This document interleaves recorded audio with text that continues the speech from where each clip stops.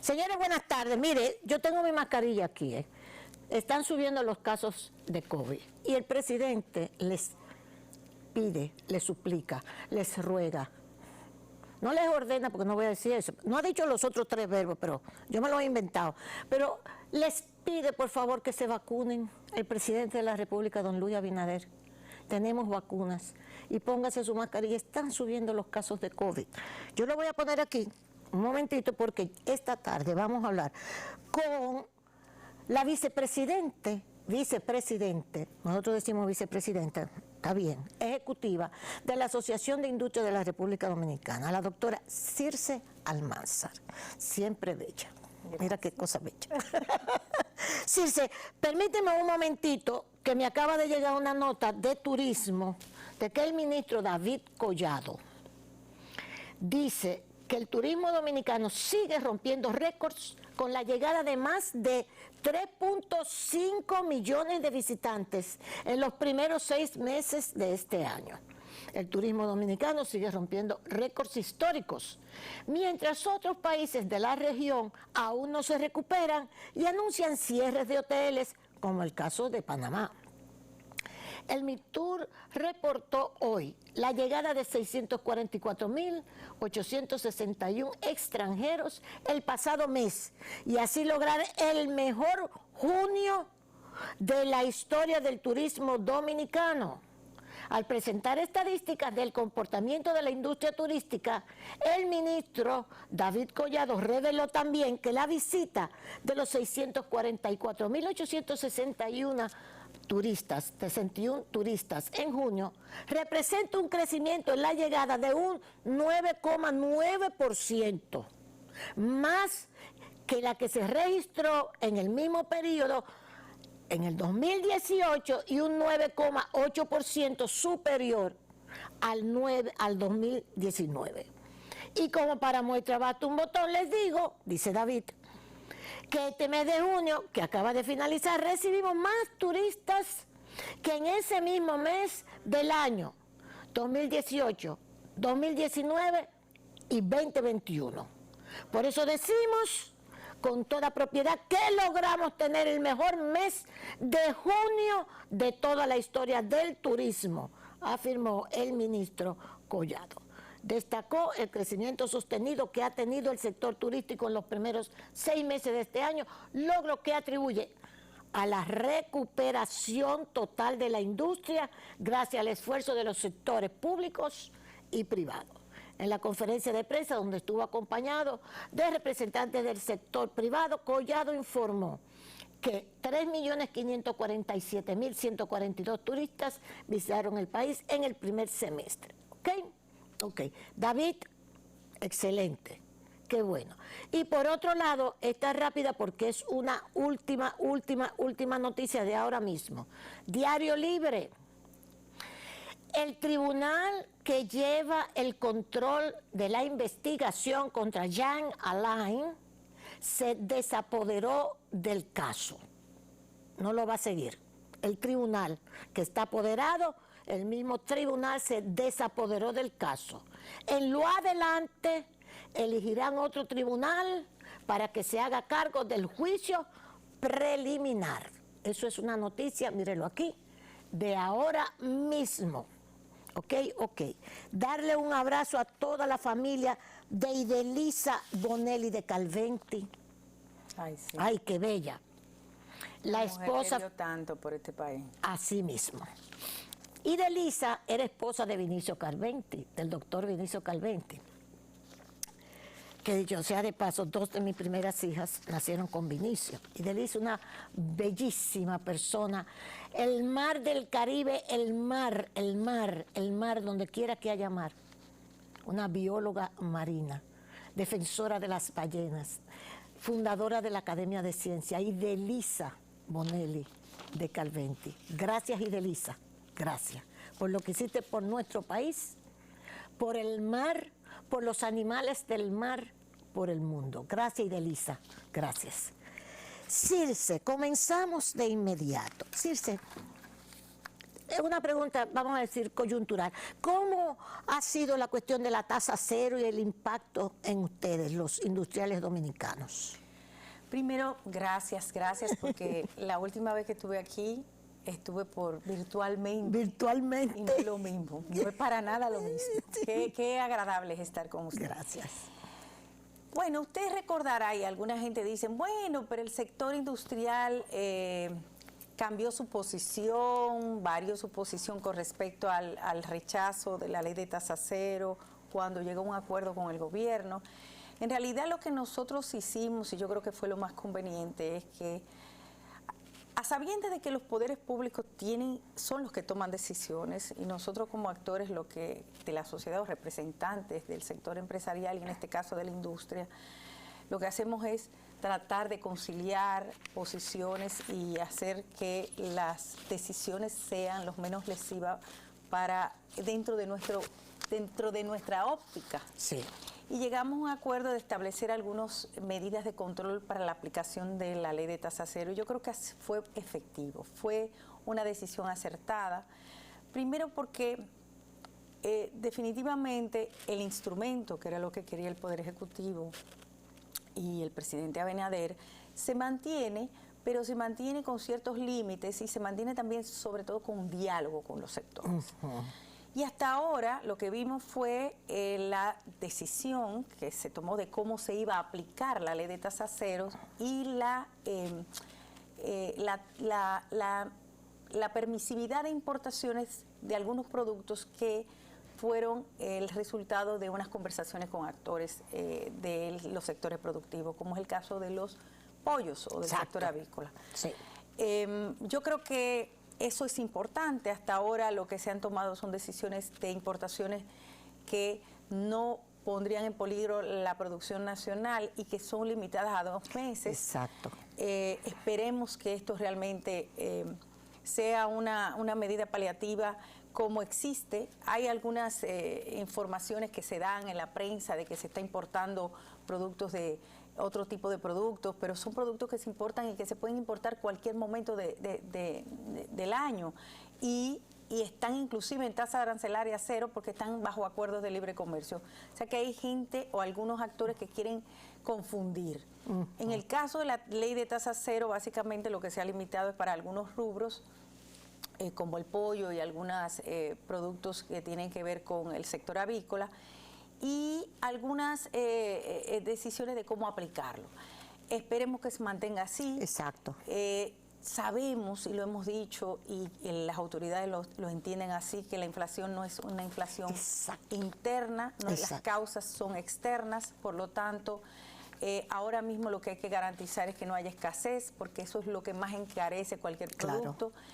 Y también tomar en cuenta que lo que tenemos es que apoyar la producción nacional. O sea, no enfocarnos tanto en medidas de importación, porque lo que esto causa es mayores efectos inflacionarios, sino más bien cómo lograr medidas para que la producción nacional no solamente sea sostenible, sino que no incremente sus costos de producción por los efectos internacionales. Al lado de eso que tú estás diciendo, Circe, está precisamente hoy una información en el periódico El Caribe que la industria, el comercio, servicio y construcción se convierten en el principal motor del empleo en la República Dominicana. Ahí está la industria. Mire, y eso es algo que no es nuevo. De hecho, la industria, parte de lo que nosotros hemos tratado de enfatizar siempre es del valor de la industria, es que es el sector más estable de la economía. Así mismo. Que no depende de situaciones externas que pueden tener repercusiones en la producción nacional, cualquier factor externo, pero que ha mostrado no solamente resiliencia, sino compromiso con la sociedad dominicana y se refleja en el empleo. Yo creo que es importante ese informe que ha dado el Banco Central, porque fíjense que no es solamente que representa más del 50% todo lo que significa la industria nacional, incluyendo zona franca, sino que en el caso de la industria nacional es el sector que mayor ajuste del salario hizo en el último año. O sea, pero además es el sector con mayor formalidad de la economía. Así es. Si lo vemos en sentido global. nosotros podríamos decir que casi el 80% del empleo en el sector de la industria está en el sector formal de la economía, lo que no sucede, por ejemplo, en otros sectores de la economía como el servicio o como comercio o como la misma construcción. Así Pero es. además es el salario más alto después del sector financiero. Y cuando tú te comparas con el sector financiero, obvio que el sector financiero tiene que tener un salario más alto, el sector de servicios financieros, porque tienen empleos de altísima, sí, de mayor calidad. Claro. Pero en promedio el sector industrial, con todos los salarios, no solamente tiene el salario más alto o el segundo más alto, sino que la mujer tiene un salario más alto que el hombre. Claro está, habría que profundizar, porque normalmente, en el caso de la industria nacional, que es parte del sesgo que tenemos, o del techo de cristal, o de los problemas o de inclusión de género, es que la mujer está más en puestos gerenciales que en puestos de trabajo técnico o trabajos de producción, de mano de obra. Entonces, sí, pero cuando vemos es un 30% mayor en promedio el salario de la mujer que el salario del hombre. Yo diría que que es importante, por eso es que la apuesta hacia la industrialización es la apuesta que hace que los países tengan un crecimiento sostenible. Fíjense que todos los países desarrollados apuestan a su producción nacional. Si bien tienen servicios, y es importante los servicios, todo tiene que ver con un encadenamiento productivo para que todo lo que compren los servicios, los que adquieran los servicios, sea de producción nacional con mayor valor agregado cada vez más. Ahora mismo, tanto los presidentes, últimos presidentes, incluyendo el actual, el presidente Biden, están volviendo a la producción nacional americana. Todos. Volver. Y están tratando América de grande acercar otra también vez su producción Así y a los es. países donde pueden tener no solamente mayor fluidez en el comercio y que la logística sea menos costoso, sino también que realmente sea una producción donde tú puedas generar valor agregado a esos productos para depender menos de otras economías. El discurso que teníamos en los años 90 de la globalización, que no es que va a desaparecer, tiene que venir enfocado o apoyado en que en la medida en que tú tienes mayor valor agregado nacional de la producción, tú eres menos dependiente de otras economías. Tú puedes aprovechar el comercio internacional, pero fortaleciendo tu aparato productivo, que es lo que te da una sostenibilidad en el largo plazo. Y es el modelo que tenemos que llevar. Es un modelo que realmente es para quedarse y que tiene que tenerlo como visión cualquier gobernante que esté en el país. Bueno. Estás hablando con una que ha sido... Por eso me siento tan cómoda aquí. Qué bella. Hay que decirse. No, la producción nacional. Lo que sea, pero producción nacional. Pero claro. Circe, hoy uno amanece, yo me voy a ir para el plano ahora internacional. Hoy uno amanece con una serie de informaciones de los principales periódicos. El Washington Post dice, a medida que la guerra de Ucrania se estanca, las evaluaciones de Estados Unidos enfrentan un escrutinio. La inflación los está acabando, tienen un problema de que tienen problemas muy grandes con la cuestión de la parte de las viviendas inmobiliarias terrible, la subida de los intereses. Entonces, bueno, eso es en el propio Estados Unidos, vinculando con la guerra de Ucrania. Pero, sin embargo, el periódico El País de hoy, el Español, dice, la economía mundial se desinfla, y pone a tú una pelota desinflada. Así es la crisis que viene. Nosotros estamos, ustedes en el sector industrial, ¿qué visión tienen? Porque como tú hablas de la cuestión, una de las cosas fundamentales ahora mismo y que está hasta poniendo en peligro elecciones como en Estados Unidos, de si los demócratas vuelven, por la cuestión de la inflación. Todo esto, ¿cómo ustedes ven este panorama que hoy los titulares son terribles de que la economía mundial la verdad es que Nunca nos imaginábamos que íbamos a estar en una situación como la que estamos viviendo después de la pandemia. Sí. Todos teníamos la esperanza y la expectativa de que una vez superáramos la pandemia íbamos a poder recuperar la economía en su totalidad. Y lo hemos hecho, porque República Dominicana ha mostrado, y usted lo decía con el caso del turismo, una recuperación que sin duda alguna ha permitido que nuestro país lleve unos caminos que en comparación con otros países estamos súper bien. O sea, nosotros mismo. tenemos que valorar todos los esfuerzos que ha hecho no solamente las autoridades monetarias y financieras, sino también el gobierno central para la recuperación económica. Sino también que hemos visto que los efectos que ha causado o que trajo la pandemia no se pudieron minimizar en su totalidad, sino que se agravaron por la guerra de Ucrania y Rusia, que es una crisis geopolítica que afecta a todos los países del mundo, a todo el mundo, pero nos afecta sobre todo a los países dependientes de importaciones de materias primas y de petróleo, o sea que porque lo vemos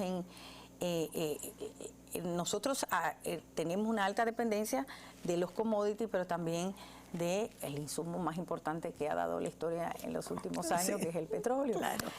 Nadie lo puede poner en duda, eso, ¿verdad?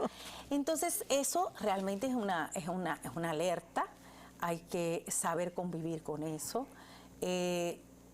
Fíjese que el año pasado, cuando nosotros nos acercábamos a los periodistas y decíamos esto es transitorio, esperamos que sea transitorio, es una situación que todos esperamos que vuelva a la normalidad en los próximos meses. Ahora mismo, los expertos indican que esta situación podría extenderse por 2 años más. Así es. Ojalá que no, pero podría extenderse. Lo importante es que quizás no se agrave más, sino que se extienda, pero en la misma magnitud. Yo creo que lo que están haciendo los bancos centrales es de controlar la inflación, es lo que hace, es lo que dice el librito. Yo creo que no hay otras acciones que se deban tomar que sean más acertadas, porque la meta de cualquier banco central es controlar la inflación. Claro. Y para eso tiene que quitar liquidez del dinero en la calle, y por eso se suben las tasas de interés. Exacto. Sin embargo, yo decía recientemente que nosotros que hacemos encuestas internas todos los meses, nosotros tenemos el índice de manufactura industrial, y es impresionante cómo todavía nuestros índices, el de mayo, que fue el último que salió, refleja que mantenemos no solamente un crecimiento, sino una expectativa de crecimiento. Exacto. O sea, que el impacto todavía en la dinamización de la economía no se ha visto, por lo menos en el sector manufacturero. Claro está, en la medida en que el sector construcción se afecte por la subida de la tasa de interés, probablemente la industria se ve afectada, o no probablemente, se ve afectada porque le suple insumos a la construcción. Claro. Lo que tenemos que buscar la forma de que estas medidas monetarias que está tomando el Banco Central se vean acompañadas de medidas de fomento de la inversión, que por eso es importante mantener el ritmo de inversiones de infraestructura de gobierno. Claro está, no con los niveles de holgura que teníamos, porque el gobierno ha tenido que dedicar grandes recursos a los subsidios, pero sí manteniendo mecanismos para que se pueda promover las inversiones de infraestructura. Eso te mantiene un ritmo de crecimiento, y yo creo que también, como nosotros lo hemos dicho, la apuesta de los sectores privados hacia las inversiones. Por eso es que a mí me preocupa tanto que la gente no vea el factor tan elemental que ha jugado el sector privado en estos años de promover la inversión. Nosotros, en el caso de la industria, por lo menos, en una pequeña encuesta que hicimos, aproximadamente 80.000 millones de pesos se iban a invertir en nuevas maquinarias este año, y eso está pasando con otros sectores de la economía. Yo creo que eso es importante que la gente lo valore, porque en la medida en que se promueve la inversión, se sigue caminando la inversión, pues la recesión mundial o los efectos de la crisis mundial no nos van a dar tan duro. Pero ustedes han podido analizar porque eso se está discutiendo en todas partes, es una pregunta aventurera, pero porque la misma secretaria del Tesoro, la señora Yellen, dijo, me equivoqué, yo no sabía que la inflación iba a durar tanto. Sí, porque es que inyectaron demasiado dinero a la calle. Ahora, ¿tú crees que estamos a un tris, ustedes en el sector industrial, de que podría venir una recesión, como se está hablando en el mismo periódico El País? La crisis que viene, la inflación ha trastornado todos los planes. La subida tipo interés traerán como mínimo un notable desaceleramiento en el ritmo de crecimiento mundial. Por eso es el periódico El País de hoy. En el caso del mundo puede producirse. En el caso de República Dominicana, sin embargo, lo que nosotros podemos estar quizá viendo es un desaceleramiento del crecimiento. Sí, a pesar de que hoy dicen que nos mantenemos en el 5. Sí, que son proyecciones, porque es que nuestro país tiene una virtud, tiene una ventaja que yo siempre lo he dicho, tiene una economía muy diversificada y eso es positivo. Okay.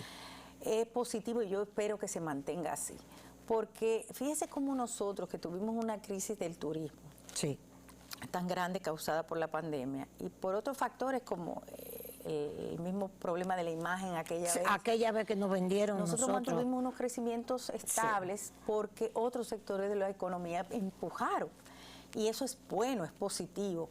Países que dependen solamente de un sector o que dependen en un gran porcentaje de un solo sector son más vulnerables. Nosotros tenemos una economía bastante diversificada y eso nos permite que mantengamos un ritmo de crecimiento. Y lo que sí pudiera pasar, fíjese cómo de ser un país que el año pasado, claro está, comparándonos con el 2020, que fue un año malo, tuvimos un crecimiento de más de 2 dígitos, o sea, de 2 dígitos. Y eso ahora mismo no será igual, pero puede ser que no tengamos el ritmo de crecimiento que pudiéramos haber estado en una situación de normalidad. Exacto. Pero seguimos creciendo. Y yo creo que eso es positivo. Claro. Yo tengo esperanza y tengo expectativa. Ahora, lo que sí, todas las medidas de política fiscales, monetarias, tienen que ir enfocadas hacia que tengamos un fomento de la inversión y de la producción nacional. Y en el caso entonces de los subsidios, famosos subsidios, o sea, ese gasto tan grande que se tiene que para irnos a los combustibles, sin embargo, la electricidad la vamos a subir. O sea, ¿qué hay que hacer? Hay que hacer la reforma, se tiene que hacer una reforma ahora tributaria, ¿hay espacio para eso? Mire, la verdad que en momentos tan complejos como los que estamos viviendo, hacer una reforma tributaria valga la redundancia, es complicado. Bueno. Sabemos que existe una estrechez de recursos y nosotros no estamos ajenos a eso. Sin embargo, entendemos que también los subsidios son necesarios, sobre todo cuando tú tienes que tomar decisiones en cuanto a los combustibles, porque por ejemplo, tú puedes focalizar un subsidio para algún tipo de segmento de la población, pero la clase media, que es una de las más afectadas, ¿cómo tú la focalizas? Entonces, si nos colocamos en el lugar del presidente y del Poder Ejecutivo en estos momentos, son decisiones que en cierta forma también hacen lo que procuran también un control de la inflación. Sí. Porque si no, se nos puede ir por la borda. O sea que es una medida acertada. Ahora hay que manejarlo con cautela. Va a llegar un momento en que hay que repensar. Ahora me imagino que cuando sometan el presupuesto complementario se estarán buscando medidas alternativas. En el caso del sector eléctrico, esto es parte del ajuste tarifario, es parte de lo que se había contemplado en el pacto, pero hay elementos importantes que hay que cumplir también del pacto para que no sea solamente el consumidor que cargue con esto. De hecho, el mismo pacto establece unas tarifas o un subsidio focalizado a los sectores más vulnerables que hay que aplicarlo, que es la tarifa subsidiada para sectores que consumen menos de 300 kilos y eso es importante, que es un subsidio directo, que hay que tomarlo ya esa decisión, y también la reducción de pérdida, porque el problema del sector eléctrico es que eso es un barril sin fondo. Entonces, y otro aspecto fundamental, doña Consuelo, y lo digo de verdad de consejo, aquí a los amigos del sector eléctrico. Uno de los acuerdos que se llegó en el pacto eléctrico, yo que lo viví, fue el cambio de la forma de establecer la tarifa eléctrica o de la factura eléctrica, para que la gente entienda lo que está consumiendo. Ahí tiene que ver un poco con el consumidor. Yo lo digo por mi hija. Sí, mi hija sí. Me dice, mami, me llegó la tarifa altísima del sector, de la energía. Me dice, pero ¿cómo es esto? ¿Me están cargando potencia? ¿No me están cargando potencia? ¿Qué es esto?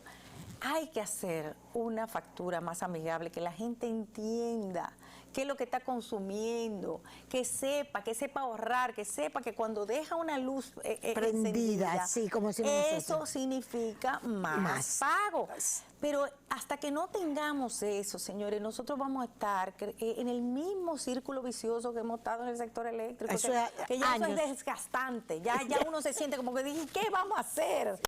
Y pero entonces bueno. y también algo que habían prácticamente desaparecido, los apagones. Ahora nos llaman a sol y a topar.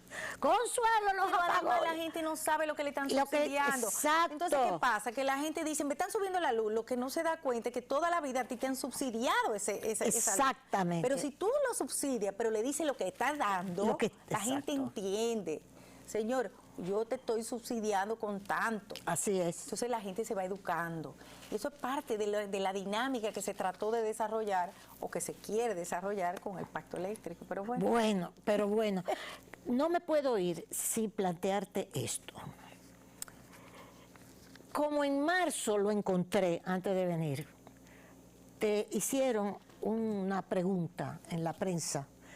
Que tú opinabas, porque ahora mismo, esta tarde, en la comisión del Senado, del Congreso, que está estudiando la ley de extinción de dominio, se va a aprobar. Nos dijo Pedro Catrén, el doctor Pedro Catrén, esta mañana, en Sol de la Mañana. Esta tarde se aprueba, porque el PRM la va a aprobar. El PLD hizo una rueda de prensa, don Charlie Madiotti dijo, el PLD apoya la ley de extinción de dominio, lo hizo esta mañana. Y le agregó algo, que es la cuestión de la elusión, pero dijo que la va a aprobar. Y Circe Almanzar, usted, había dado unas declaraciones, que es a lo que me refiero, como está de moda esto, sobre esta ley de la extinción de dominio en marzo de este año, que dice, sí, está bien, pero cuidado con las inversiones. ¿Qué quería decir Circe Almanzar con esto? Esto que está de moda hoy.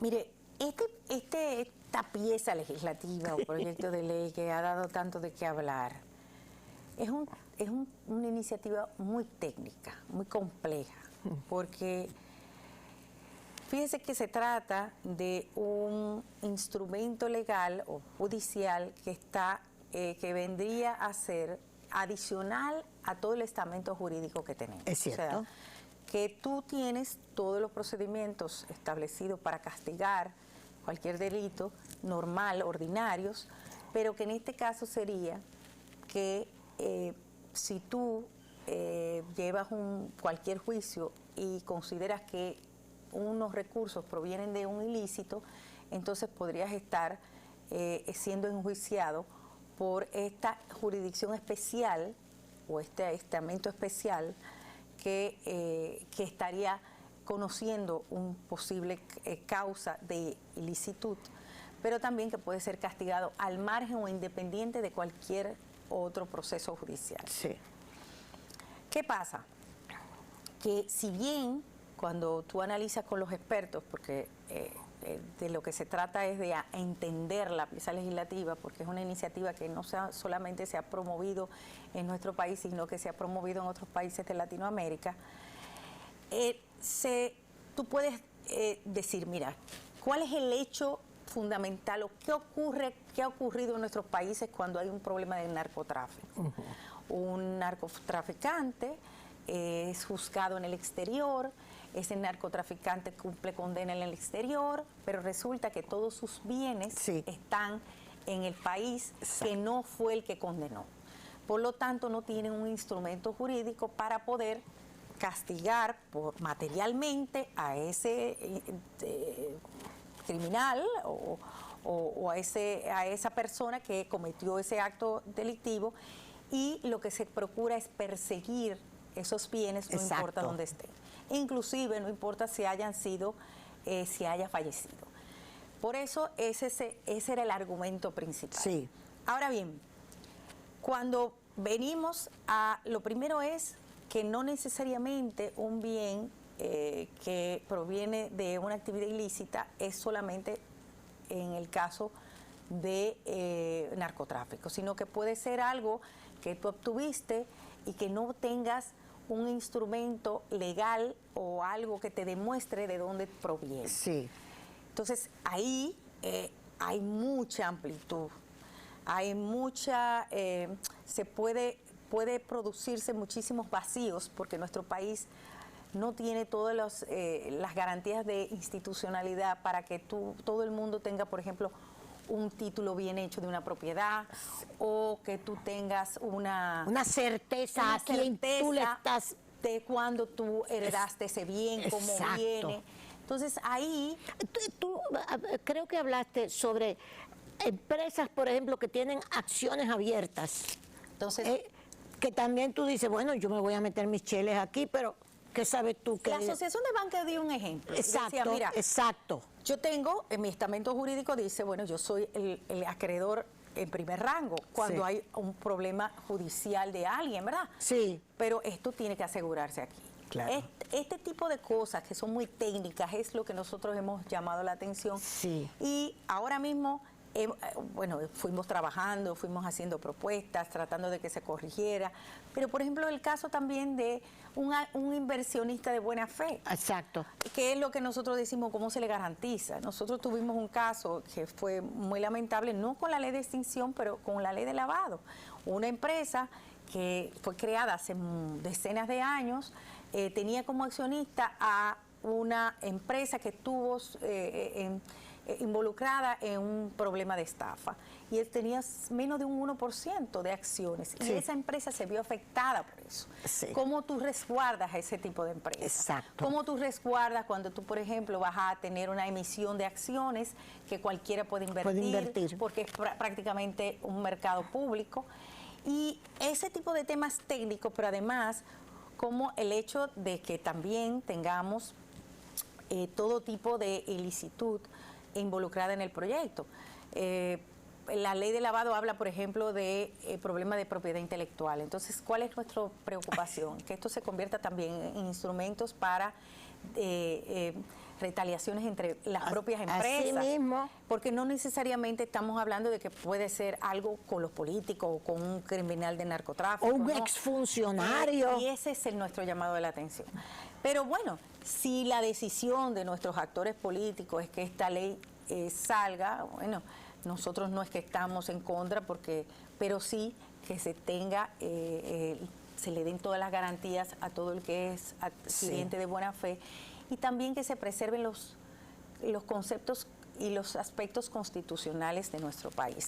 Eso es que importante, no todos los porque países se dice... tienen los mismos aspectos consagrados en su constitución. Exacto. Por ejemplo, nosotros tenemos consagrado el tema de la presunción de inocencia, que es algo que aquí, si bien es cierto que te dan un juicio y tú vas a tener un juicio, un proceso judicial, no es menos cierto que las garantías del debido proceso deben estar consagradas. Ese es uno de los temas que se habla sobre si en la Constitución de la República, porque es retroactiva. O sea, se habla de que esta ley de extinción de dominio es como retroactiva y nosotros no podemos legislar para el pasado. Lo que pasa es que es lo que he oído.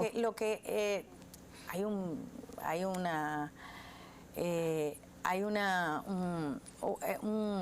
un adagio jurídico que dice que el ilícito lo corrompe todo, ¿verdad? Entonces se basa en eso, de que si el bien fue adquirido por ilicitud, entonces ese bien nunca va a ser lícito.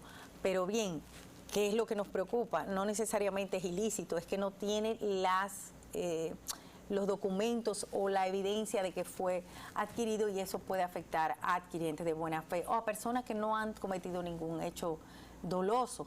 Y ahí es que nosotros decimos, tiene que haber suficientes garantías para que todos los actores, personas físicas, cualquiera de nosotros no se vea afectado por situaciones como esta. Sí, entonces finalmente, nosotros como industria nacional, que por cierto aplaudimos que estuvimos en la actividad que hizo Cervecería, bellísima. Si nos quedan 2 minutos, Cervecería. Y una de las cosas que más me gustó de esa actividad de Cervecería es que vamos a sembrar maíz aquí en el país. Eso me encantó.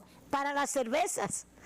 Entonces, nosotros estamos en condiciones de convertirnos, nada más nos queda 1 minuto, Circe, pero se ha hablado de eso también con todas estas crisis, en exportadores, país exportador, tenemos capacidad para ser exportadores a otros países. Nosotros tenemos el potencial de ser el más grande exportador de la región del Caribe. Yes. Y lo tenemos la ubicación geográfica más Exacto. importante, tenemos cruceros. Así es. Que uno exporta a través de los cruceros muchísimo, Oye, de hecho se está así exportando. Tenemos la condición de exportar a través del turismo, tenemos la condición también de tener, y tenemos ahora mismo, lo que se va a instalar, que son centros logísticos para poder utilizar el país como un hub. Exacto. Tenemos muchísimo potencial. Lo que tenemos es que tener claridad de cómo lograr que todas las inversiones que se vengan a República Dominicana tengan como misión generar valor agregado. Así que es. no sea simplemente un ensamblaje. Ah. Eso es lo más importante, doña Consuelo. Que no vengan a aprovecharse de la ubicación geográfica para traerlo todo y ensamblarlo aquí, sino que hagan como cervecería, como otros sectores de la economía, que empiecen a buscar cómo agregan valor a su cadena productiva, cómo hacen que el productor de abajo tenga también trabajo, tenga riquezas, y eso hace que la economía sea mucho más productiva. Ay, Circe, a mí me encanta hablar contigo. Muchas gracias. También. Bueno, señores, la verdad que hemos recibido una lección hoy. Consuma, ya le falta, pero consuma los productos Consuma lo nuestro, dominicanos, consuma los lo nuestros, así mismo, que son creen excelentes. que creen que porque está en inglés o en otro idioma es mejor que el nuestro, y no es verdad. Bueno, Circe Almanza, la doctora Circe Almanza, vicepresidenta ejecutiva de la AIRD, señores de la Asociación de Industria de la República Dominicana, con ustedes. Y muchísimas gracias. Recuerden que nosotros estamos aquí gracias a Plaza Lama, como siempre, a Óptico Oviedo, por supuesto, que tiene los martes gratis, los jueves del ahorro, a tu marca país, Café Santo Domingo, y a tu marca país, los productos Rica. Gracias y hasta mañana.